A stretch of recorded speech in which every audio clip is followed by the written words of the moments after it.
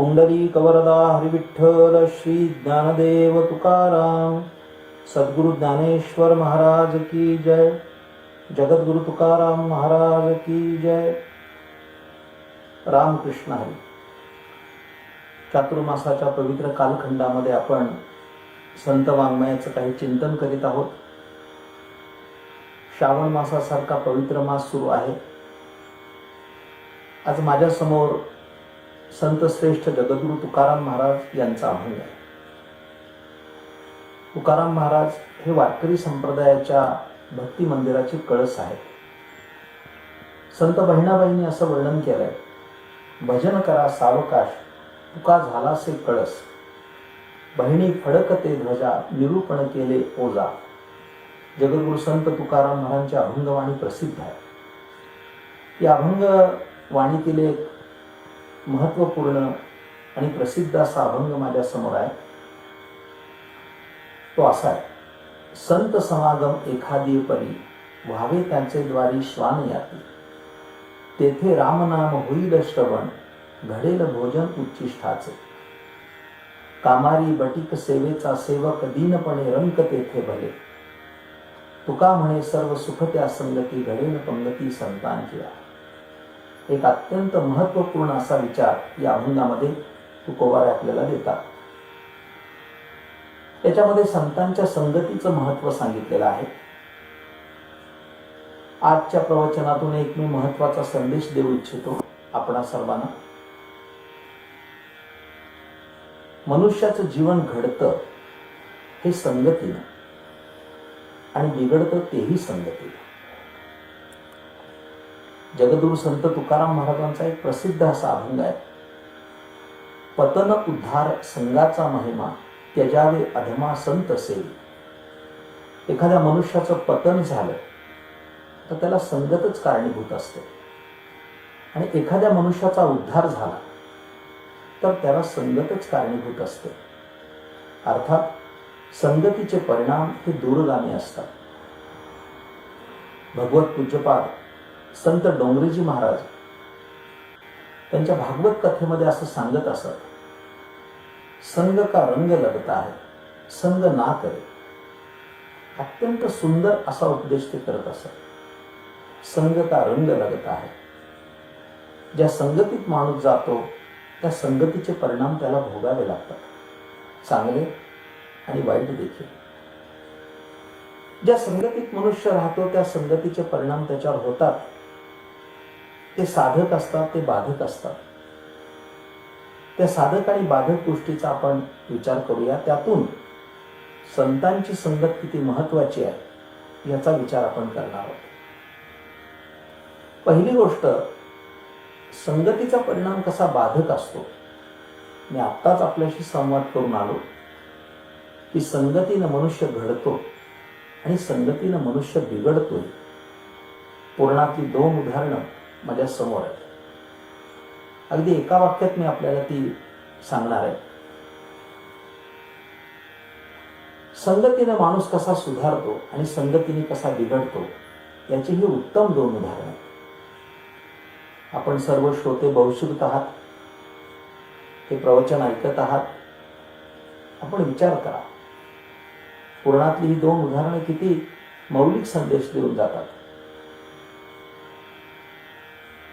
अजामेळ हा पातकांचा राशी, पण तो संगतीने बिघडला। तो मुळात ब्राह्मण कुलोत्पन्न, अत्यंत चांगल्या कुळात त्याचा जन्म झाला, पण तो पापराशी ठरला, पापाचा धनी झाला। याचं कारण तो संगतीने बिघडला। आणि महापातकी चांडाळ असणारा वाल्या कोळी हा संगतीने सुधारला। केवळ देवर्षी नारदांची संगत झाली, अर्धक्षण घडता संताची संगती तेणे होय तुटी महत पापा, असं नाथबाबा बोलतात। अर्धक्षण जरी संतांची संगत झाली, एखाद्या सत्पुरुषाची भेट झाली, तर तेणे होय तुटी महत पापा, आपल्या आयुष्यात जे काही पाप केलं असेल त्या पापाचा नाश होतो। पण संतांच्या संगतीत गेलं पाहिजे। दुर्जनाच्या संगतीत गेलं तर काय होतं, तो कसा असतो. मी आजवर अनेक महापुरुषांचं ऐकलं. तो चांगला योग आला. वारकरी संप्रदायाचे एक महान सत्पुरुष होते, वैकुंठवासी श्रद्धेय गुरुवर्य रामचंद्र महाराज नागपूरकर. त्यांची कीर्तन ऐकायचा योग आला. ते त्यांच्या कीर्तनामध्ये असं म्हणत असत की विंचवाच्या नांगीमध्ये विष असतं. आपण कधी विंचू पाहिला असेल, एखाद्याने विंचू पाहिला असेल, एखाद्याला भेटला असेल, भेटलेल्याला जास्त आठवत असेल. एखाद्याने विंचू जर पाहिला तर त्याला लक्षात येईल की विंचवाच्या मागच्या बाजूला अशी नांगी असते, ती अशी दुमडलेली असते आणि त्या नांगीच्या शेवटी अशी टोकदार, अशी अणकुचीदार अशी दंश करण्यासाठी योजना असते. ती नांगीमध्ये विष असतं. विंचू तसा पूर्ण अंगामध्ये त्याच्या विष नसतं, त्याच्या नांगीमध्ये विष असतं. पण तुकोबारायचं वर्णन असं आहे, तुका म्हणे विंचवाची नांगी तैसा दुर्जन सार्वांगी. तुकोबाराय बोलतात विंचवाच्या नांगीमध्ये विष असतं, पण दुर्जनाच्या सर्वांगात विष असतं. हे लक्षात ठेवा. पण तुकोबारायचं एक प्रमाण अत्यंत सुंदर आणि ते मला आवडतं. तुकोबाराय वर्णन करतात, पतन उद्धार संघाचा महिमा त्याजावे अधमा संतसेवी. किती सुंदर चिंतन केलं. माणसाचं पतन झालं तर ते संगतीनं होईल आणि उद्धार झाला तर तो संगतीनंच होईल. पतन उद्धार संघाचा महिमा त्याजावे अधमा संतसेवी. आणि म्हणून नेहमी संतांची संगत करावी, दुर्जनाची करू नये. रामचंद्र महाराजांचं उदाहरण देत होतो. बोलता बोलता थोडा बाजूला गेलो. ते असं म्हणायचे की विंचवाच्या नांगीमध्ये विष आहे आणि दुर्जनाच्या सर्वांगात विष आहे. आणि विंचवाची नांगी तोडता येते. खेड्यातल्या लोकांना माहीत असेल, गुरं राखायला जी मुलं जातात ती जरा खोडसाळच असतात, बुद्धिमानही असतात. पण ती काय करतात, विंचू सापडला तर कुऱ्हाडीने त्याची नांगी तोडतात आणि एखाद्याच्या अंगावर टाकून त्याची फजिती झाली म्हणून हसतात. दृष्टांत संपला. तो जो विंचू आहे, नांगी तोडली की तो निरुपद्रवी आहे. पण विंचवाची नांगी तोडता येते कारण त्याच्या फक्त नांगीत विष आहे. दुर्जन माणसाच्या सर्वांगात विष आहे, त्याला तोडायचा कुठं हा प्रश्न आहे. रामचंद्र महाराज सांगत असत की विंचवाची नांगी तोडता येते, पण सज्जनाला तसा प्रत्यक्ष तोडता येत नाही. पण त्याच्यापासून आपण किती अंतरात राहायचं हे कळलं की प्रश्न मिटला. पण दुर्जनापासून लांब राहिलं पाहिजे, त्याच्या संगतीचे वाईट परिणाम आपल्यावर होऊ शकतात. एक अत्यंत चांगला दृष्टांत मी समोर ठेवणार आहे. हे माझं अनुभवाचं चिंतन आहे, ऐकण्याजोगा. मी एकदा माझ्या मित्राकडे गेलो होतो. त्याचं सराफी दुकान. त्याने मला सहज विचारलं, महाराज तुम्हाला हिरा बघायचा आहे का हो? तर म्हटला हरकत नाही बघायला. मग त्याने मला तो हिरा दाखवला. पण तो हिरा एका सुंदर पेटीमध्ये ठेवला होता. त्या पेटीत एक पितळी डबी होती, त्याच्यात एक चांदीची डबी होती, त्याच्यात एका वस्त्रात तो गुंडाळून ठेवला होता.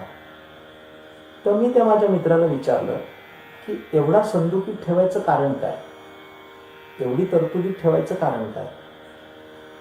तो म्हणाला, महाराज हिऱ्याची पारख तुम्हाला आहे का? हिरा ओळखायचा कसा? त्याचं वैशिष्ट्य असं आहे, तुकोबारायच्या भाषेतच सांगायचं झालं तर हिरा ठेविता ऐरणी, वाचे मारिता जो घणी, तोच मोल पावे खरा, करडीचा होय चोरा. हिरा ओळखायचा असेल तर तो ऐरणीवर ठेवायचा आणि त्याच्यावर घणाने टोला मारायचा. खोटा असेल तर त्याचा चुरा होतो आणि खरा असेल तर तो ऐरणीमध्ये नाही तर घणामध्ये जाऊन बसतो, तो फुटत नाही. मग मी त्याला विचारलं की जर एवढा कठीण हिरा आहे जो घणाने फुटत नाही, मग तो या पेटीमध्ये का ठेवलाय? तो हसून म्हणाला, तसं नाही महाराज, याच हिऱ्याला ढेकणाचा स्पर्श झाला तर तो हिरा फुटतो. तुकोबरायचा एक अभंग आहे.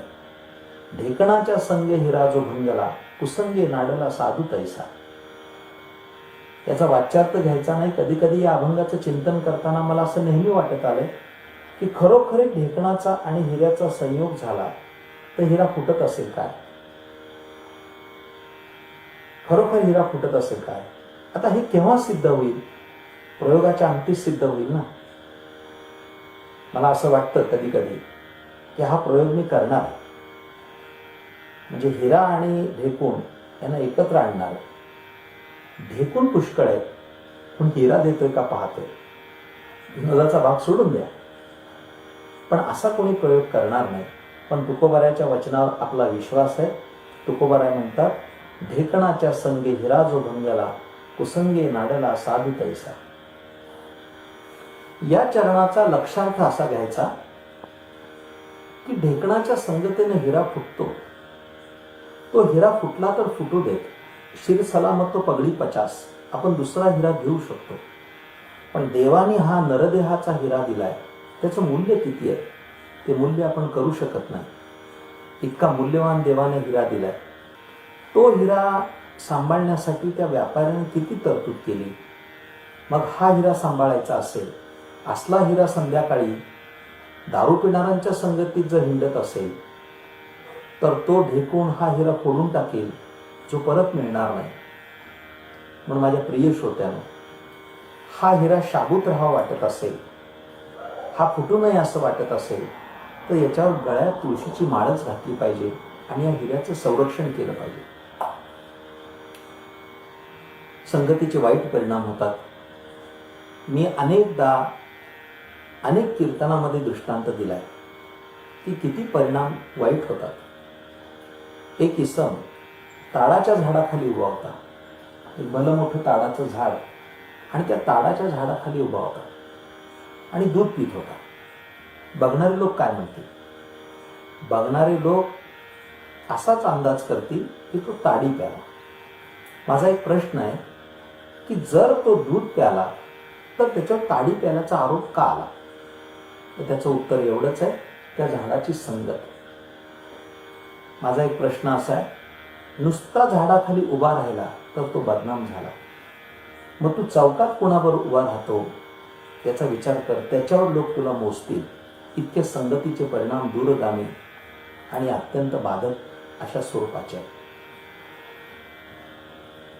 साधक कसे असतात परिणाम, त्याचाही विचार केला पाहिजे. एक प्रसिद्ध दृष्टांत आहे. एक साधू गावातून फिरत निघाला आणि तो नेमका कुंभारवाड्यात आला. ते कुंभाराच्या दारामध्ये त्यांनी पाहिलं अशी गाडगी मडकी लावलेली होती.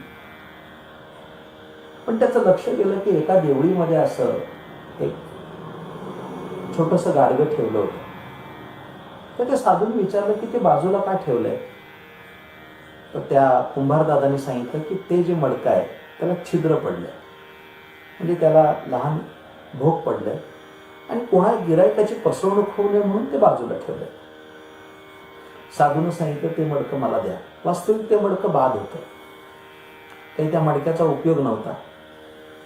अत्यंत टाकाऊ मडकं, म्हणजे संसाराच्या योग्यतेचं नाही, दूध ठेवण्याच्या योग्यतेचं नाही, पाणी ठेवण्याच्या योग्यतेचं नाही. तो कुंभार म्हणाला, आपण साधू पुरुष आहात, सत्पुरुष आहात, मी तुम्हाला चांगलं मडकं देतो. नाही म्हणाले, तेच मडकं दे. अखेर शेवटी साधूनं ते मडकं बाद असताना सुद्धा घेतलं. ते मडकं घेऊन तो साधू सरळ गावाच्या बाहेर गेला. गावाच्या बाहेर एक स्मशान होतं. तिथं महादेवाचं सुंदर मंदिर होतं. त्या मंदिरामध्ये तो साधू गेला. सुंदर शिवलिंग होतं. त्या शिवलिंगावर ते मडकं टांगलं आणि त्याला दोरी बांधून टांगून त्याच्यामध्ये पाणी सोडलं. अनायसे त्याला छिद्र होतं. थेंब थेंब पाणी शिवलिंगावर पडू लागलं. आता काय झालं? येणारे जाणारे जे भाविक होते ते यायचे, शिवलिंगाची पूजा करायचे आणि त्या मडक्याचंही दर्शन घ्यायचे. गोष्ट संपली माझी. एक बाद मडकं, एक वाया गेलेलं मडकं. पण नुसतं साधूचा हात लागला तर साधूचा हात लागता क्षणी त्या मडक्याचं जीवन बदललं आणि ते अभिषेक पात्र झालं. हा कशाचा परिणाम आहे? हा केवळ संगतीचा परिणाम आहे. पण येन केन प्रकारेनं संतांच्या संगतीतच गेलं पाहिजे हे लक्षात ठेवा. तुकोबाराय म्हणून पहिल्या चरणामध्ये असं वर्णन करतात, संत समागम एखादी परी व्हावे त्याचे द्वारी श्वान यावे. तुकोबाराय वर्णन करतात की कोणत्याही पद्धतीने संतांच्या संगतीत जाण्याचा योग आला तर तिथं जावं, भले त्यांच्या द्वारा श्वान व्हायचा योग आला. आता सुद्धा कुत्री भुकण्याचा आवाज येतोय, पण हे जे कुत्र आहे, संतांच्या दारात जर आपण गेलो तर कुत्रा व्हायचा योग आला तरी व्हावं, याचा वाच्यार्थ घ्यायचा नाही. कुत्रा म्हणजे कुत्रा नाही, कुत्र्याच्या जातीनं राहावं. त्या कुत्र्याला 2 गुण आहेत, आपल्याला कधी पाहायला मिळाले असतील. त्याला कुत्र्याचा पहिला एक सद्गुण आहे, कुत्रा हा प्रामाणिक आहे. ज्याची भाकरी खाईल त्याचीच चाकरी करेल. त्याच्यातून संदेश तुकाराम महाराजांना द्यायचा आहे की आपण संतांच्या घरी गेलो, एखाद्या सत्पुरुषांच्या सानिध्यात गेलो तर त्याची मनोभावे सेवा केली पाहिजे. ज्ञानेश्वरी बोलते, ते ज्ञान पैगा बरवे जरी मनी आखी आणावे तरी संताया भजावे सर्वस्वेसी. जे ज्ञानाचा पुरठा ते तर सेवा हा दारवंटा, तो स्वाधीन करी सुबटा ओळखवणे. तनू मनू जीवे चरणासी लागावे आणि अगर्वता करावे दासे सकळ. मग अपेक्षित जे आपुले ते सांगता ती कुशिले, जेणे अंतःकरण बोधिले संकल्पानवे. तनू मनू जीवे चरणासी लागावे. त्या संतांची अत्यंत मनोभावी सेवा करावी, म्हणजे प्रामाणिक दास व्हावं असा त्याचा अर्थ आहे. कुत्र्याचं दुसरं एक वैशिष्ट्य असं आहे की आपण जेवायला बसलो की दारामध्ये कुत्रा येतो आणि तो आपल्याकडे जेवणाकडे असं एकटक बघत राहतो आषाढभूत नजरेने. आपण आपल्या ताटातली भाकरी टाकली की ती खातो, आपल्याला वाटतं त्यांनी जावं, पण तो जात नाही. तो असा टोकतच उभा राहतो. मग आपल्याला राग येतो, मग आपण त्याला हाकलून देतो, प्रसंगी त्याला मारतो.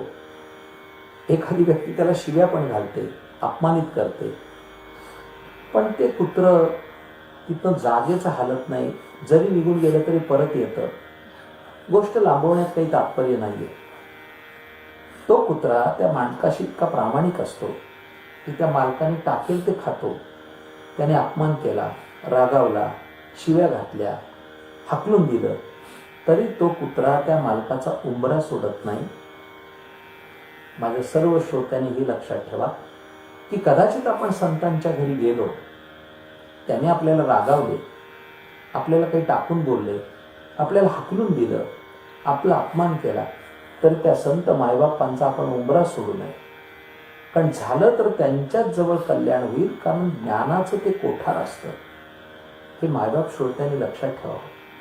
येन केन प्रकारेनं संतांचा सहवास घडावा, भावे त्यांचे द्वारी श्वान यावे. आणखी 3 पर्याय तुकाराम महाराजांनी या अभंगाच्या तृतीय चरणात सुचवले. कामारी बटीक सेवेचा सेवक, दीनपणे रंक तेथे भले. तुला होता हलं तर कुत्रा हो, न तर त्या घरातली दासी हो. एखाद्या संताच्या घरी दास्यत्व कर. मंडळी, खूप प्रसिद्ध मोठं उदाहरण आहे. संत श्रेष्ठ नामदेवरायांच्या घरी संत जनाबाईंनी सेवा केली. परिणामी संत जनाबाई महाराज सुद्धा संत झाल्या. नामयाची दासी म्हणून संत जनाबाईंनी अभंग केले ते आज प्रसिद्ध आहे. फक्त नामदेवराची सेवा केली, संतांचा समागम झाला, संतांची संगत झाली तर तिचं जीवन उद्धरून गेलं. न तर तू दास हो. हे प्रसिद्ध उदाहरण आहे. संत श्रेष्ठ एकनाथ महाराजांच्या घरी गावबा नावाचा एक नोकर होता. तो पुरणपोळ्या खायला मिळतात म्हणून तिथं राहायला होता. पण परिणाम किती मोठा झाला. संत एकनाथ महाराज जेव्हा वैकुंठाला जायला निघाले त्यास ते भावार्थ रामायण ग्रंथ लिहित होते. लोकांनी सांगितलं की हा ग्रंथ पूर्ण झाल्यानंतर आपण जा. हा ग्रंथ पूर्ण कोण करणार? एक कृपा कटाक्ष टाकत ते म्हणाले, हा आमचा गावबा करील ना. आणि गावबाला विचारलं, का रे गावबा, तू हा ग्रंथ लिहिशील? गावबाने नमस्कार केला आणि म्हणाला, तुम्ही नुसता हात ठेवला तर रेडा वेद बोलू शकतो, ज्ञानोबाने हात ठेवला तर रेडा वेद बोलला. तर कृपा कटाक्षी न्याहाळी आपुले पदी बैसविले, बाप रखुमादरी विठ्ठले भक्ता दिले वरदान. तुम्ही जर माझ्यावर हात ठेवला, माझ्या डोक्यावर हात ठेवला तर माझा उद्धार होईल. मंडळी, त्याच्या पुढचं सगळं भावार्थ रामायण गावबाने लिहिलं. अक्षर ओळख नसणारा गावबा ग्रंथ लेखक झाला. हा कशाचा परिणाम आहे?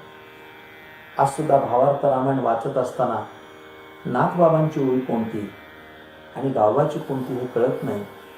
इतकं सुंदर लिखाण गावबाने केलं. हा केवळ संत संगतीचा परिणाम आहे, हे लक्षात घ्या. एक तर तू कुत्रा हो, एक तर दास हो, नाही तर दासी हो. आणि हेही नाही करता आलं तर संतांच्या दारात भीक तरी मागितली पाहिजे. व्हावे त्यांचे द्वारी श्वान याती जसं म्हटलंय तसं दीनपणे रंक तेथे भले. त्यांच्या दारात भिक्षा मागितली तरी सुद्धा कल्याण होणार आहे. जगद्गुरु तुकाराम महाराजांच्या जीवनचरित्रातलाच एक दृष्टांत आहे. तो असा आहे की त्यांच्या समकालीन अनगडशा फकीर नावाचा एक फकीर होता. मंत्रतंत्र जाणत होता. त्याने एक विहीर तयार केली होती आणि त्या विहिरीमध्ये तो स्नान करत असेल, ती भारली होती. श्री रामेश्वर भट्ट देहूवरनं जात असताना त्या विहिरीमध्ये उतरले, स्नान केलं, त्यांच्या अंगाचा दाह झाला. ही कथा प्रसिद्ध आहे. पुन्हा तुकाराम महाराजांनी त्यांना एक अभंग दिला आणि त्या अभंगाच्या पठणानं रामेश्वर भट्टांचा दाह शांत झाला. हे अनगडशाला जेव्हा कळलं तेव्हा त्याच्या लक्षात आलं की आपल्यापेक्षा कोणीतरी श्रेष्ठ व्यक्ती देहूमध्ये राहते आणि तुकोबारायच्या दर्शनाला अनगडशा फकीर आला. मांत्रिक होता. तुकाराम महाराजांचं घर कसं ओळखायचं म्हणून हातातला जो कटोरा होता तो कटोरा त्याने भारला आणि कटोऱ्याला आज्ञा केली की फक्त तुकाराम महाराजांच्या घरी भरायचं आणि प्रत्येक दारात तो भिक्षा मागू लागला. माई भिक्षा द्या. तो कटोरा कुठेच भरला नाही. सरते शेवटी तुकाराम महाराजांच्या घरी त्याने भिक्षा मागितली. माई भिक्षा वाढा. तुकाराम महाराजांच्या कन्येनं त्याच्यात ओंजळवर पीठ टाकता क्षणी तो कटोरा भरून व्हायला लागला. तिचेच पाय धरले आणि म्हणाले, जय तुकाराम, जय तुकाराम. त्या तुकोबाराच्या कन्येने सांगितलं, मी तुकाराम नाही, माझे वडील तुकाराम. तो वो कहा गए? वो भंडारा गए जाऊहा. भंडारा डोंगरावर तो पळत आला आणि तुकाराम महाराजांनी त्याला प्रसाद देऊन सुखी केलं. दृष्टांत संपला मंडळी. याचा अर्थ असा आहे की तुला काही करता नाही आलं तर संतांच्या घरी भिक्षा जरी मागितली तरी कल्याण होतं. माझा एक प्रश्न आहे की दास व्हायचं, दासी व्हायचं, भिकारी व्हायचं वा कुत्रा व्हायचं आणि संतांच्या समागमात जायचं कशा करता? त्याचं उत्तर तुम्हाला द्वितीय चरणात मिळेल, या अभंगाच्या ध्रुपदात मिळेल. त्यात असं तुकोबाराने लिहिलंय, तेथे रामनाम होईल श्रवण, घडेल भोजन उच्चिष्टाचे. त्यांच्या घरी गेल्यानंतर उष्ट मिळेल म्हणून जायचं. पण हा अर्थ तितकासा मला संयुक्तिक वाटत नाही की कुत्रा व्हायचं, दास व्हायचं, दासी व्हायचं वा भिकारी व्हायचं, संतांच्या घरी जायचं आणि उष्ट खायचं. आपल्या धर्मामध्ये उष्ट खाणं पाप मानलंय. हा, उष्टी पिली तर चालते, हे वारकऱ्यांना नाही कळणार, ती सोसायटी वेगळी आहे. पण उष्ट खाणं पाप आहे, उष्ट पिणं पाप आहे, हे लक्षात ठेवा. मग या उष्ट या शब्दाचा अर्थ काय करायचा? माझ्या गुरुदेवांना मी प्रश्न विचारला. आमच्या गुरुदेवाने आमचं समाधान असं केलं. मला ते म्हणाले, या उच्चिष्ट या शब्दाचा लक्षार्थ काय आहे? ते म्हणाले, ताटामध्ये जे अन्न असतं, वरण भात भाजी पोळी, हे उष्ट नसतं, पण त्याला मुखाचा स्पर्श झाला की त्याला उष्ट असं म्हणतात. म्हणजे आपल्या ताटामध्ये वरण आहे, भात आहे, भाजी आहे, पोळी आहे, ते ताट वाढल्यानंतर ते उष्ट नाही, त्या अन्नाला तोंडाचा स्पर्श झाला की त्याला उष्ट म्हणतात. मग या न्यायानं तोंडाचा स्पर्श होईल ते जर उष्ट असेल तर संतांचं उष्ट कोणतं? तर त्याचं उत्तर असं, त्यांच्या मुखाचा स्पर्श होऊन जी अक्षर बाहेर पडली ही अक्षर म्हणजेच त्यांचं उच्चिष्ट आहे. अर्थात ज्ञानेश्वरी हे ज्ञानोबरायचं उच्चिष्ट, गाथा हे तुकाराम महाराजांचं उच्चिष्ट, हरिपाठ हे ज्ञानोबरायचं उच्चिष्ट. त्यांच्या मुखातून बाहेर पडलेला राम नामाचा शब्द ऐकणं हे महत्वाचं आहे. संत परंपरा खूप मोठी आहे मंडळी. एक एक अद्वितीय रत्न त्यामध्ये झाली. त्याच्यामध्ये काशी शहरामध्ये संत कबीरदास नावाचे फार मोठे सत्पुरुष होऊन गेले उत्तर भारतामध्ये. त्यांची कथा आहे. कबीरनाथ महाराज ज्या वेळेला परमार्थाला लागले त्या लोकांनी त्यांना सांगितलं की आपण गुरु करून घ्या. त्यांचंच एक वचन आहे, पाणी पिना छान के और गुरु करना जान के. त्या काळामध्ये रामानंद स्वामी नावाचे सत्पुरुष होते. त्यांच्याकडे ते अनुग्रह मागायला गेले आणि त्यांना सांगितलं की मला मंत्र दीक्षा द्या. रामानंद स्वामी म्हणले मी तुम्हाला मंत्र देणार नाही. कबीरदास तिथंच हटून बसले. 1-2 दिवस नाही, 6 महिने झाले, पण रामानंद स्वामींनी त्यांना काही मंत्र दीक्षा दिली नाही. कबीर म्हणाले मैं मंत्र पाकर ही रहूंगा. 6 महीन्यानंतर त्यांच्या लक्षात आलं अभी उंगली टेढ़ी करनी पड़ेगी, सीधी उंगली से घी निकलने वाला नहीं है. रामानंद स्वामींची दिनचर्या त्यांनी पाहिली तर त्यांच्या लक्षात आलं की पहाटे 4 वाजता रामानंद स्वामी गंगेच्या स्नानाला जातात. पहाटेच्या समयाला रामानंद स्वामी स्नानाला गेले, पण अंधाराचा फायदा घेत गंगेच्या घाटाला ज्या पायऱ्या होत्या त्या पायरीवर कबीरदास एका झोपून राहिले. रामानंद स्वामींनी स्नान केलं आणि सवयीनं त्या अंधारात पायऱ्या चढत आले. एका पायरीवर त्यांचा पाय पडला. ती पायरी त्यांना गरम आणि नरम लागली. दचकून रामानंद स्वामींनी मागे सरकून सवयीनं त्यांच्या तोंडातून एक शब्द बाहेर पडला, राम. कबीर महाराज उठले म्हणाले झालं माझं काम. रामानंद स्वामी म्हणाले कबीर तुम? कबीरदास म्हणाले अभी पूछो ही मत, जो मिलना था तो मिल गया. तेथे राम नाम होईल श्रवण, घडेल भोजन उच्चिष्टाचे. त्याचा अर्थ त्यांच्या मुखातून मंत्र दीक्षा मिळते. तुकोबाराय म्हणतात तुका म्हणे सर्व सुख त्या संगती, घडेल पंगती संतांची. त्यांच्या संगतीत तो लाभ होतो. संत कबीरदास महाराजांचंच एक वचन आहे. ते असं म्हणतात संत संग के 3 गुण. संतांच्या संगतीत गेल्यानंतर 3 गुण मिळतात. हे 3 गोष्टींचा लाभ होतो. फार सुंदर दोहा आहे. मी माझ्या सुजन वाक्य नावाच्या पुस्तकात ते लिहिलंय. एक लेख लिहिला त्याच्यावर. संत संग के 3 गुण. कोणकोणते 3 गुण आहेत? हर कोई लागत पाव. फार सुंदर लिहिलंय. संत संग के 3 गुण, हर कोई लागत पाव, खाने को पकवान न मिले, आखिर वैकुंठ को जाओ. किती सुंदर लिहिलंय. जे 3 गुण असतात, एक म्हणजे संतांच्या संगतीत गेल्यानंतर त्यांना नमस्कार केला की लोक आपल्यालाही नमस्कार करतात. हर कोई लागत पाव, खाने को मिष्टान्न मिले. साधू संतांच्या पंगतीला मिष्टान्न खायला मिळतं. आणि सरते शेवटी आखिर वैकुंठ को जाओ. म्हणजे शेवटी त्यांच्या संगतीत वैकुंठ प्राप्ती होते असं संत कबीरदास म्हणतात. आजच्या या अभंगातून आम्ही काय शिकणार आहोत? माझ्या प्रिय श्रोत्यानो, मायबाप श्रोत्यानो, आपल्या जीवनाचा उद्धार करायचा असेल तर आपण संतांच्या समागमात गेलं पाहिजे. साधू संतांची आपल्याकडनं सेवा घडली पाहिजे. असा संतांचा सहवास आपल्या सर्वांना लाभो आणि आपल्या जीवनाचा उद्धार व्हावा अशी शुभकामना व्यक्त करतो. आणि आजचं वाक्पुष्प या ठिकाणी मी थांबवतो. झालेली सेवा सद्गुरू चरणावर समर्पित. रामकृष्ण हरी. पुंडलिक वरदा हरी विठ्ठल. श्री ज्ञानदेव तुकाराम. सद्गुरु ज्ञानेश्वर महाराज की जय. जगद्गुरु तुकाराम महाराज की जय.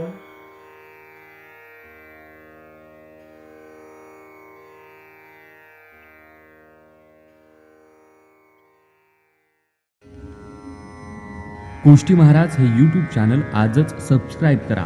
बेल आयकॉनवर क्लिक करा. शुद्ध सांप्रदायिक चाली, कीर्तनं, प्रवचनं, कथा, पारायणं असे वारकरी संप्रदायाशी संबंधित व्हिडिओ पहा. आपणही पहा आणि इतरांनाही आग्रहपूर्वक सांगा.